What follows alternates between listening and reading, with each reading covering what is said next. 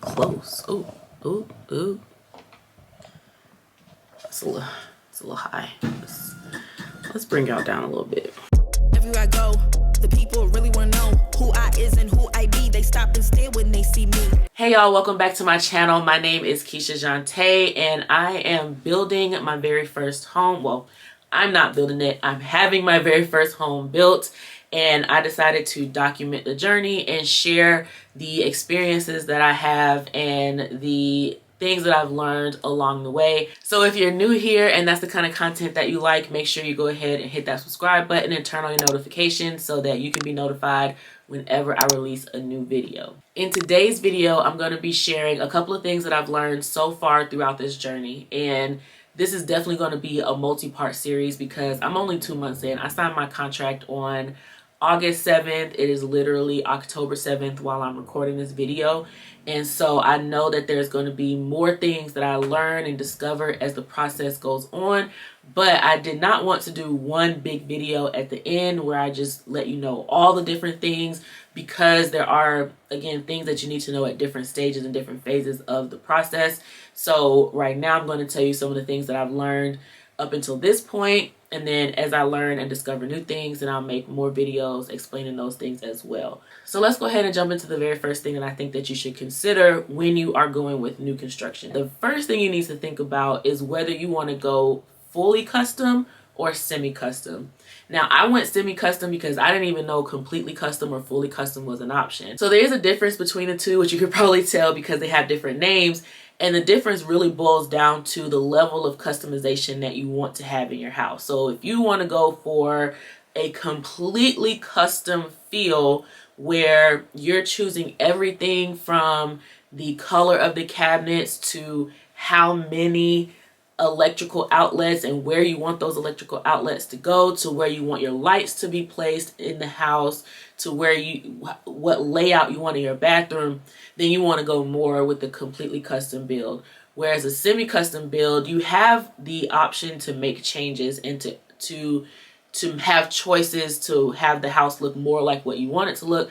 But there are a lot of things that's going to be fixed in place. So it's kind of like the in-between of a pre-built home that somebody's just building and you move into with all of their design choices, and a completely custom home where you choose everything. It's just in between there where there's a lot of stuff that's just going to be, it is what it is and you can't change it. But there are also a lot of things that you can actually change. So for example, with my particular floor plan that I chose for my builder, there are 2 flex spaces on the bottom floor, which I mentioned in my last video, I think. Well, I just happened to ask them, what if I wanted to turn this second flex space into a bedroom on the first floor, because maybe my grandma wants to come visit and I don't necessarily want her walking up a full flight of stairs. And they were like, nope, we can't do that. And that's because they're a semi-custom builder where they have specific design instructions from the actual builder, and they only allow changes in certain areas of the house. So I can add French doors to my front flex space, which really could be a dining room, but I can't create an opening between from that flex space to the kitchen, because the kitchen is on the other side. And a lot of times when you have a dining room right there, you have like that little walkway, so you can walk directly from the dining room into the kitchen. So if I wanted to make that my dining room, I can't have that walkway because that's not a part of their options that they have for that particular semi-custom floor plan. Now, that's not to say that they don't have more customizations in different floor plans. They do have certain floor plans where I could put a bedroom on the first floor. I just didn't happen to like that floor plan. They have a floor plan, I think it's the same floor plan, where one of the bedrooms upstairs, you can actually turn it into a master bedroom sitting area. So instead of having 4 bedrooms upstairs, you have 3 bedrooms upstairs, and then the master bedroom has a sitting area that's the size of a bedroom. So you have the option to make specific choices with a semi-custom home, but you don't have the option to make all the choices that you would have if you had a fully custom or a custom home. Personally, for me, I think that going with semi-custom was good for my first home, because if I would have had to design a house from the ground up and literally choose even where the sockets are placed or how many electrical outlets I have in the house, I probably would have suffered from analysis paralysis. The second thing that you want to think about when you're going new construction before you even consider the lot is whether you want to buy a spec home or you want to build from the ground. There's a couple differences between the two. A spec home is going to be a home that the builder has already decided what floor plan they're going to put on what lot and what structural changes are going to be made to that particular floor plan and what interior options have already been made to that floor plan. Now, depending on when you get into a spec home, you may be able to make a lot of choices, just like if you were building from the ground. You probably won't be able to make any structural changes because they've already started pulling permits for this particular house, but you might be able to change the cabinets, you might be able to change colors, switch out hardwoods for carpet and things like that. But you're not going to be able to, again, have as much of control over the choices or the final design of the house as you would if you were to build from the ground. Building from the ground is literally like you choose an empty lot, you choose your floor plan, and you choose all the options and you go from there. Again, spec homes is they've already chosen the lot, they've already chosen the floor plan, they've already made the structural changes, and then depending when in the process you choose a spec home, they might have even already chosen a lot of the interior designs that can't be changed. Now, the benefit of going with a spec home is that you can close and move in a lot quicker into a spec home than you would with a build from the ground, because usually, like I said, they've already started the process. So even if you get in really early where you can still make a lot of changes in the house, they've already probably pulled the permits, and that really for me has been the longest part of the process so far. I mean, like I said, I'm in 2 months in and they just got the permits recently and started doing a little bit of stuff on the lots. Me personally, I looked at some spec homes. The lot that I actually really wanted was a spec home, and it was the floor plan that I wanted, but they didn't have the structural changes that I really wanted in the house. And I could live with some of the interior designs because honestly, a lot of stuff will probably eventually be changed anyway, but it's not as easy to change the structure of the house, right? So one of the lot that I really wanted didn't even have a covered porch on the back. It was literally you walk outside and you have a 6x4, whatever the slab size is, and that's it. And I didn't like that. I wanted to have something on the back covering the patio. I wanted to have a certain bathroom in the owner's suite, which that one didn't have the upgrade. I wanted the front to look a certain way. And so for me, like I said, if all those structural changes had been made, I would have probably gone ahead with the spec home. But I knew if I was going to be spending the money that I was going to be spending, I wanted my house to look the way I wanted it to look structurally. So I went ahead and chose a lot from the ground. Now, if I would have gone with the spec home, I could probably have moved in. The last time I was over there, I think they were like putting the siding on the house, so they're probably pretty far along. So if I would have chosen a spec home, I probably would be able to move in before the end of the year. But if you're in a position where you want a brand new house that nobody has lived in, but you need to move pretty quickly, then maybe a spec home might be the way to go. Now, once you've chosen whether you want to do semi-custom or completely custom, and once you've chosen whether you want to build from the ground or have a spec home, now you have to consider the lot itself. If you're wanting to do a spec home, obviously you're going to be limited to what lots you can choose because they've already chosen that for you. And sometimes you could be looking at the map of the lot and you'll see that there's nothing particularly there on that lot yet, but it's been reserved for a spec home because they're in the process of pulling the permits. So they can't do anything on the lot yet because they don't have the permits, but it's not really available for you to put whatever you want on the lot. But again, depending on, if that would really be a really good spot to be in, because probably early enough to be able to change the inside of the house to be more what you want. But again, not the structure. Anyway, with the lot, there's a couple of things that you want to consider. Where in the community do you want to be? I knew that I didn't want to be in the front of the community. Even though the lot that I really wanted that was a spec home was in the front of the community, it was like in the front cul-de-sac. The only reason I really wanted it, because to me it looked like it was the biggest lot in the whole community, because it is on the corner. But really, you know, I didn't want to be in the front of the community, because that means that most of the traffic is going to be driving by my house. So do you want to be, you know, in the front of the community? Do you want to be all the way in the back? You also have to consider that where in the community you want to be is going to determine if you can even purchase in that community, because the lots they don't just open all the lots at once and it's a free-for-all. They open them in phases. So I would prefer to have been further back in the community than I actually am. But the lots that I was looking at, or that I would want to be in, they weren't open yet. And I'm okay with the lot. Like I'm ecstatic about the lot that I chose, don't get me wrong. But if a further back lot was available, I would have chose the further back lot, is what I'm saying. So do you want to be near the park? Do you want to be near the community center with the pool and everything? If you have children, maybe you want to be close to it. If you don't have kids, like me, maybe you don't want to be as close because you don't want people's children around your house, right? Do you want to be on the corner? There's, you know, pros and cons to being on the corner. I have a corner lot, but there's a stop sign right there. So now I have to consider the fact that my house might be a school bus stop when school is in session. So those are things that you got to consider.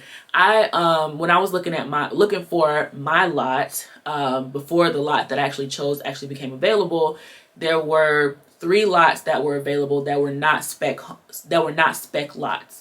And so I was choosing from them. I sent a picture of them to different friend groups and say, what do you think about these lots? And one of my friends actually was like, I wouldn't choose this lot because it's right directly across from a stop sign. So if somebody gets drunk or they're speeding and they blow past that stop sign, they're right in your living room. And I was like, you know what? I never thought of that before. That may be something that somebody might consider. I had never considered it, but obviously it was something that she considered. I didn't go with that lot, but those are things that you have to think about. Like where do you want your house to be in relation to other things that are in that particular neighborhood. My community does not have mailboxes at the house. They have a mailbox kiosk. If that's something that you're okay with and something that is available in the particular community that you're living in, where, do you want to be close to the mailbox so you don't have to, drive pretty far or walk pretty far to get your mail? Those are all things that you want to consider. Your position of the lot within the community. Another thing that you want to think about when it comes to the lot itself is the floor plan that you want. Will it even fit on that lot, right? Because if your lot is this wide or this narrow and your house is this wide, your house ain't going to be able to fit on that lot. And your county may have requirements as far as how far back the house has to sit off the property line. And so that makes the space for your house to sit on even smaller within the lot. And depending on what kind of upgrades you want to put, what kind of structural upgrades, if you're going with a new ground up build, depending on what kind of structures you want to add to your lot, add to your house, you may not be able to put that house on a certain lot. So for example, with my house, I did choose a sunroom on the back of my house. So that makes my house a little bit deeper from the front to the back. So when I was looking at lots to choose from, there were only 3 lots that were available that weren't spec lots at the time. 2 of those lots were on the side. They're like basically neighbors to the lot that I actually chose.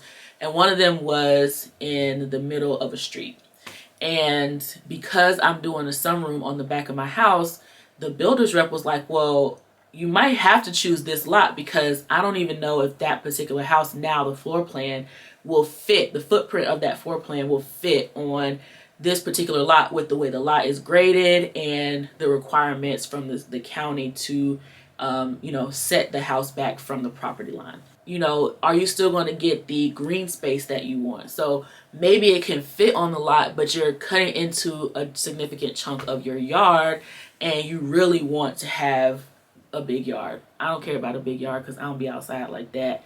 And I'm trying to figure out who's going to cut the grass. So I'm not concerned.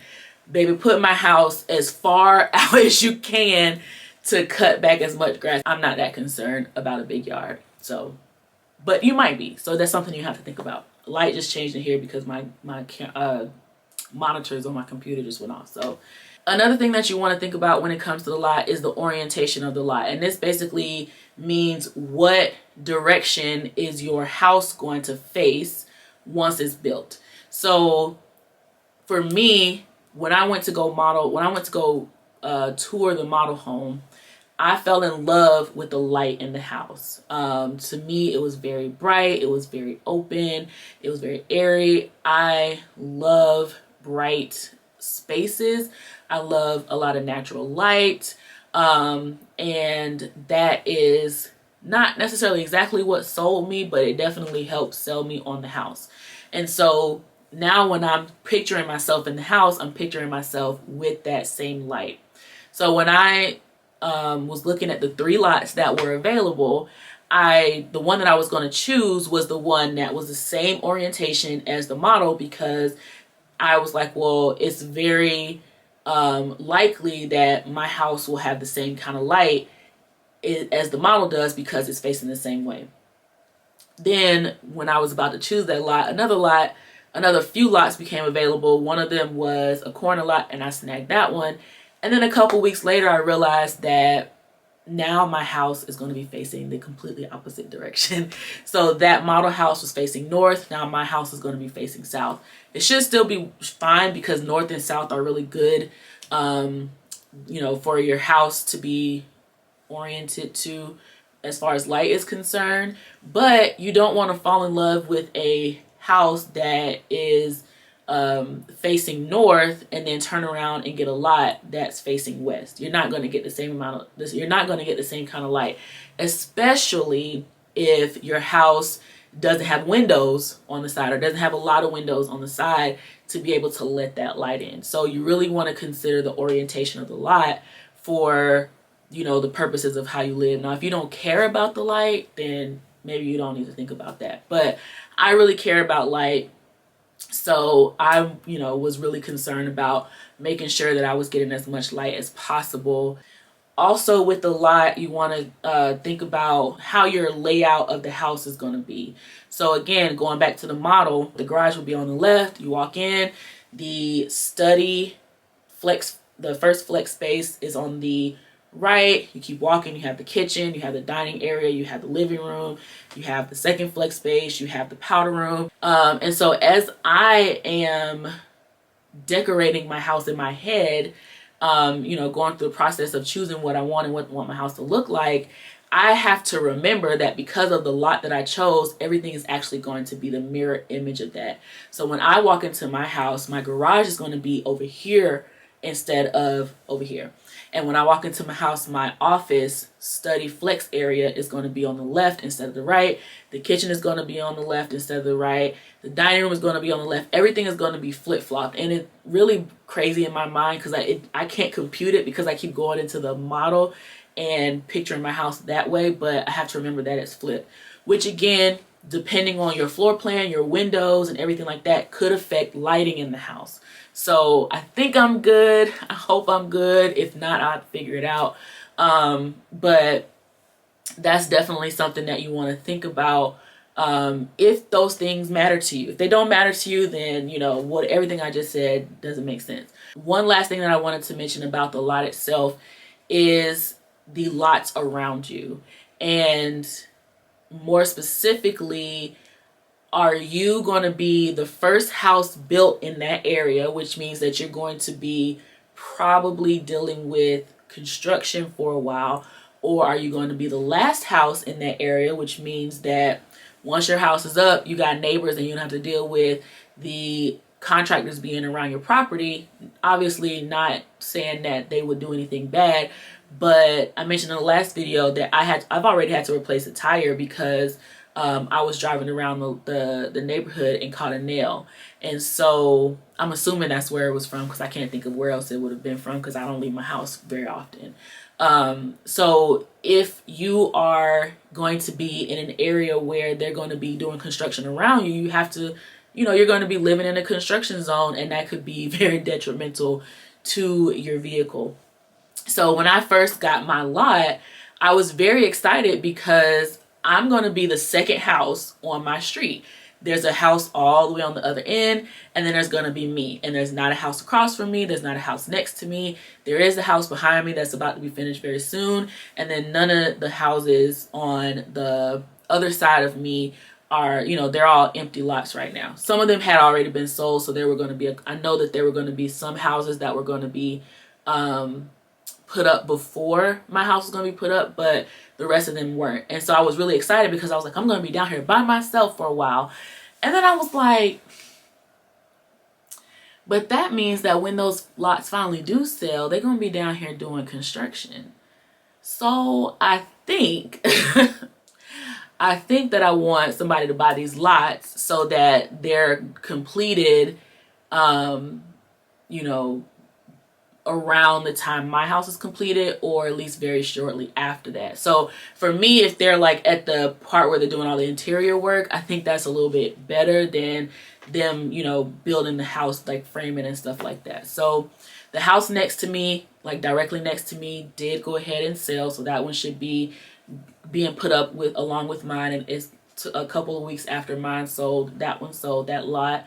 Other lots that I was looking at that was on this side of the house, they've actually sold now. So now we just have to work on getting the house across the street and the house directly next to them sold, or those lots sold, so that they're, you know, completed very shortly after my house is completed, so I don't have to be dealing with construction. Because especially the house, I feel like the most critical is the one that's across from me, because that's really going to affect me getting in and out of my house. If there are these big old construction vans and trucks and material and all this stuff on the street, that's really going to affect me getting in and out of my house. So I really want that one to sell.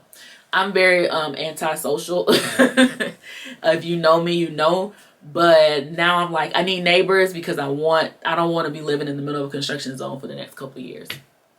So that's the last part of the lot. So you want to think about where you're going to be in the community, whether or not the floor plan and the structural upgrades that you've chosen would fit on the lot orientation, your neighbors, a lot of things that you want to think about with the lot. So those are 3 of the things that I've learned so far in this process with going with new construction. I have learned quite a few more things, but this video is a little bit longer than I expected it to be, so I'm going to go ahead and put the additional things in another video. So look out for part 2 of this video coming soon. And if you haven't yet, go ahead and give this video a thumbs up. Click on the subscribe button and turn on your notifications so that you can be notified when part 2 of this series or whatever other video I post gets posted. Let me know down in the comments if there was anything that I said in this video that kind of like was, you know, something you didn't think about, or something that you know, just kind of like blew your mind. Also, if there's any particular videos that you want to see throughout this process, or if you have any particular questions that you have that you'd want the answer to as you go through your process, drop those in the comments and I'll see what I can do. Again, I'm learning too. This is my very first house that I'm even buying. I've watched videos of people who have bought several houses and now they're building their first one. I am buying and building at the same time, for the first time. So I have a lot to learn, I know, but I will definitely help as much as I can. Thank you guys so much for spending this time with me, and I will see you guys in the next video. Bye.